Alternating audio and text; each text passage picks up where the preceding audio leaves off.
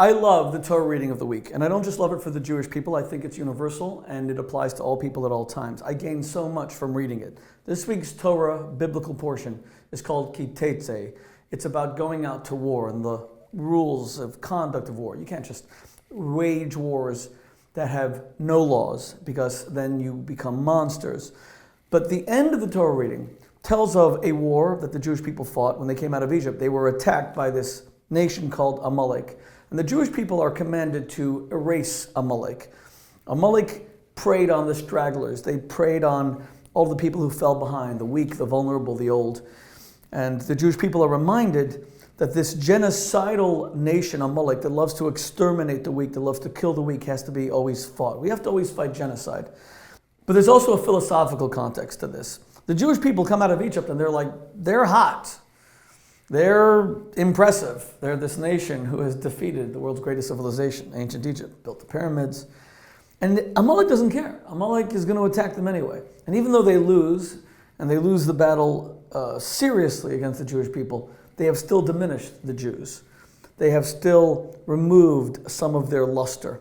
So philosophically, for the Jewish people, Amalek has always represented doubt. You have this conviction, this firm belief that you should do something great with your life, or you should marry someone who's special, or you should invest your money in something that you've really examined, and then you get cold feet, you're not sure. Especially when it comes to, I decide that I want to devote myself to a cause larger than myself, but now I'm not sure, maybe I should be a little bit more selfish. The doubts that ensue are the Amalek, through a mathematical equivalent that we're not going to get into right now. Amalek and Safek, two Hebrew words. Safek means doubt. They're the same. It's the same number. Because if you can cool someone off and make them lose their ardor, lose their passion, lose their commitment to something great, you've kind of killed off a part of them. And it's what I see in society today. I see people losing interest in a cause larger than themselves. I see through all our texting and all our Facebook updates and all of our social media immersion, we kind of forgot that it's not about us. There's something larger than us. And just when we're about to embark on that journey to really liberate ourselves from the cage of the ego, what happens is we get doubts. We're not sure.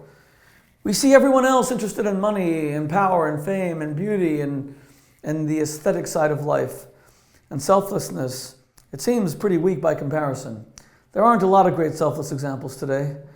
I look back at my own life, and I'm turning 50 in a few weeks, God willing, and I look at the ardor of my youth, I look at the idealism of my younger years, and I look at some of the cynical attitudes I have today, and I know that I've also been somewhat compromised, and that's what life does. Life comes and it bites you, and you see that maybe some of the higher convictions you had, maybe it was naivete, maybe you should just live for what everyone else lives for. You can't. That's Amalek. Those are the doubts. I know in my heart of hearts that what I should live for is the human family. In my case, since I'm Jewish, my people, the Jewish people, the state of Israel, hospitality, opening my home to strangers, giving value to my children, making them feel like they never have to clamor for my attention, that it's always there and it's present, and my wife, making her feel beautiful and desirable and special at all times. That's what life is about. Don't have doubts about it. Know that that's what it's always been about. Don't be distracted by all the modern things that tell you it's about you and it's about what you can achieve. Get rid of that Amalek. That's what the commandment is at the end of this week's Torah reading. Destroy Amalek. Get rid of the doubts.